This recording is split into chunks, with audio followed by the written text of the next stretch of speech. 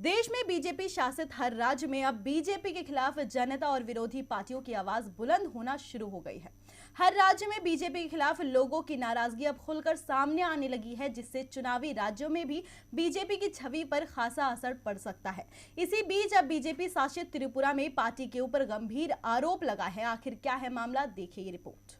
देश के 5 राज्यों में चुनाव चल रहे हैं, जिनमें से 4 राज्यों में बीजेपी की सरकार है, जहां पर पहले ही सत्ताधारी पार्टी विपक्ष के आरोपों से घिरी हुई है, जिसका असर चुनावों में देखने को मिल रहा है। अब इसी बीच एक अन्य राज्य में भी बीजेपी के ऊपर गंभीर आरोप लगना शुरू हो गए हैं, जहां अभी चुनाव होने में तो वक्त है, लेकिन चुनावों के बीच में पार्टी के ऊपर लग रहे इस तरह के आरोपों से उसे चुनावों में भारी नुकसान उठाना पड़ सकता है। और ये आरोप लग रहे हैं त्रिपुरा में। दरअसल मार्क्सवादी कम्युनिस्ट पार्टी ने बीजेपी पर आरोप लगाते हुए कहा कि त्रिपुरा में भाजपा के नेतृत्व वाली सरकार के 4 साल के शासन के दौरान कम से कम 23 माकपा सदस्यों और समर्थकों की जान चली गई है, लेकिन पुलिस ने दोषियों के खिलाफ कोई कार्रवाई नहीं की, बल्कि पुलिस ने कई मामलों में उल्टे पीड़ितों के खिलाफ ही कार्रवाई की। त्रिपुरा माकपा के राज्य सचिव जितेंद्र चौधरी ने बीजेपी पर गंभीर आरोप लगाते हुए कहा कि राज्य में अब कानून का शासन नहीं रहा। माकपा केंद्रीय समिति के सदस्य जितेंद्र चौधरी ने आरोप लगाया कि पुलिस का एक वर्ग भाजपा समर्थित अपराधियों को पनाह दे रहा है। पुलिस और अपराधियों के बीच साठगांठ दिन ब दिन बढ़ती जा रही है,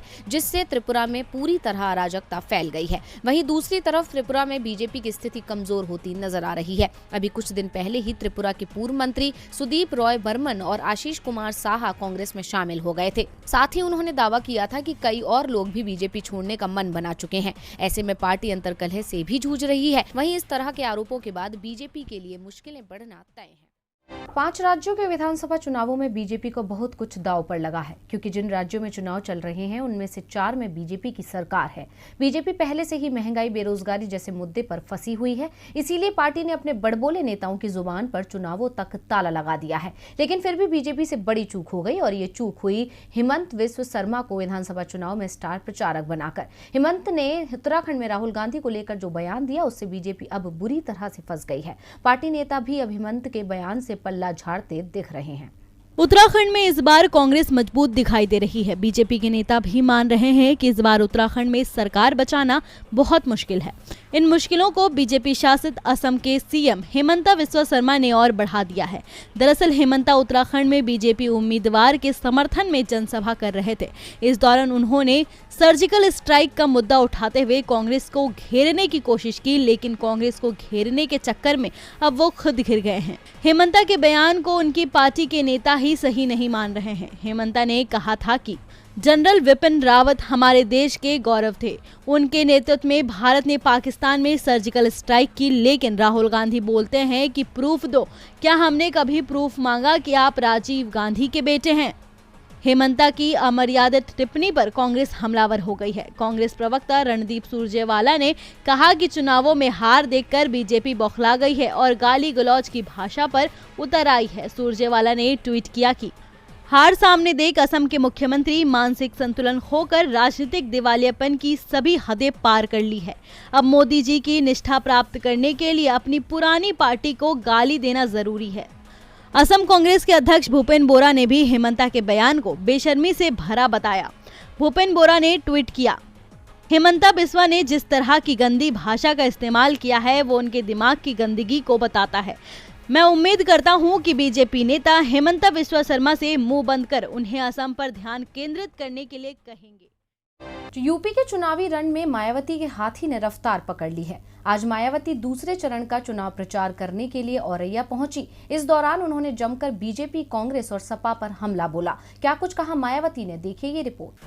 यूपी विधानसभा चुनाव में सुस्त पड़े बीएसपी के हाथी ने अब रफ्तार पकड़ ली है। बसपा सुप्रीमो मायावती तीसरे चरण का चुनाव प्रचार करने के लिए औरैया पहुंची, जहां मायावती ने बीजेपी के साथ साथ सारे विपक्षी दलों को भी अपने निशाने पर ले लिया। बीजेपी पर हमला बोलते हुए मायावती ने कहा कि बीजेपी सरकार की नीतियां और कार्यशैली जातिवादी, पूंजीवादी है। बीजेपी की सरकार में भी यूपी की जनता अधिकांश मामले में दुखी रही है। वहीं मायावती ने कांग्रेस पर भी जमकर हमला बोला। मायावती ने कांशीराम के निधन को लेकर कांग्रेस पर सवाल खड़े किए। मायावती ने कहा, कांशीराम को कांग्रेस ने वो सम्मान नहीं दिया जो उन्हें मिलना चाहिए था। उस समय केंद्र में कांग्रेस की सरकार थी, लेकिन कांग्रेस सरकार ने एक दिन का शोक भी नहीं रखा। मायावती ने कहा कि जब कांग्रेस सत्ता से बाहर होती है तो इन्हें पिछड़े समुदाय की याद आती है। जब ये सत्ता में होती है तब इन्हें दलित, आदिवासियों और पिछड़े वर्ग का बिल्कुल भी ध्यान नहीं रहता है और न ही इनको किसान का कर्जा 10 दिनों में माफ करने का वादा ध्यान में रहता। मायावती यहीं नहीं रुकी, उन्होंने समाजवादी पार्टी पर निशाना साधते हुए कहा कि सपा सरकार में ज्यादातर गुंडों, बदमाशों, माफियाओं का राज्य रहा है, जिस वजह से ही इस सरकार में हमेशा तनाव की स्थिति बनी रही है। प्रदेश में विकास कार्य भी विशेष समुदाय तक सीमित रह गए हैं। समाजवादी पार्टी के राज में गुंडा राज था क्योंकि उसके शासन में दंगों को हवा दी गई थी। मायावती ने आगे कहा कि बसपा का टारगेट विधानसभा चुनाव में अपने दम पर सरकार बनाने का है। उन्होंने कहा कि लोग बसपा के अलावा किसी अन्य पार्टी को वोट ना दें क्योंकि बसपा बोलने में कम और करने में ज्यादा विश्वास रखती है। आम आदमी पार्टी के संयोजक अरविंद केजरीवाल का एक और झूठ बेनकाब हो गया है। पंजाब के सीएम चरणजीत सिंह चन्नी पर पिछले दिनों जो आरोप केजरीवाल ने लगाए थे वो गलत साबित हो गए हैं।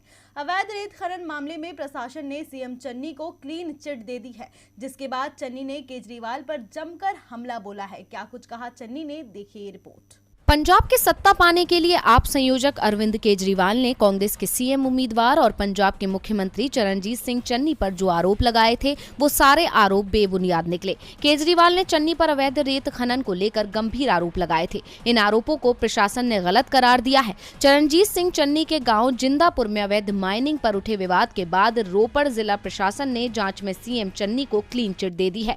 क्लीन चिट मिलने के बाद चन्नी ने केजरीवाल पर जमकर हमला बोला है। चन्नी ने कहा कि आप वाले जो बोलते हैं उनमें कोई सच्चाई नहीं होती। वो दुनिया भर के इल्जाम दूसरे पर लगाकर बाद में माफी मांग लेते हैं, लेकिन केजरीवाल ने एक बार भी माफी नहीं मांगी। ये झूठे लोग हैं। झूठ के सहारे सरकार नहीं बनती है। अरविंद केजरीवाल झूठे हैं। मेरे खिलाफ कई आरोप लगाने की कोशिश की लेकिन कोई भी सच नहीं था। उन्होंने राज्यपाल से शिकायत की मेरे खिलाफ। उन्होंने जांच के आदेश भी दिए लेकिन सच्चाई की जीत हुई है। अंग्रेज भारत को लूटने आए थे, वैसे ही केजरीवाल और उनका दिल्ली परिवार जैसे राघव चड्ढा और अन्य बाहरी लोग पंजाब को लूटने आए हैं, लेकिन पंजाब उन्हें उनकी जगह दिखाएगा जैसे मुगलों और अंग्रेजों को दिखाया था। पंजाब में चुनावी सरगर्मियां तेज हैं। चुनाव में जीत हासिल करने के लिए आम आदमी पार्टी तरह तरह के हथकंडे अपना रही है। वो मौजूदा सरकार को जनता से जुड़े मुद्दों पर फेल बताने में जुटी हुई है। इसी कड़ी में केजरीवाल ने सीएम चन्नी पर अवैध रेत खनन मामले में कई आरोप लगाए थे, लेकिन उनके आरोप झूठे साबित हो गए।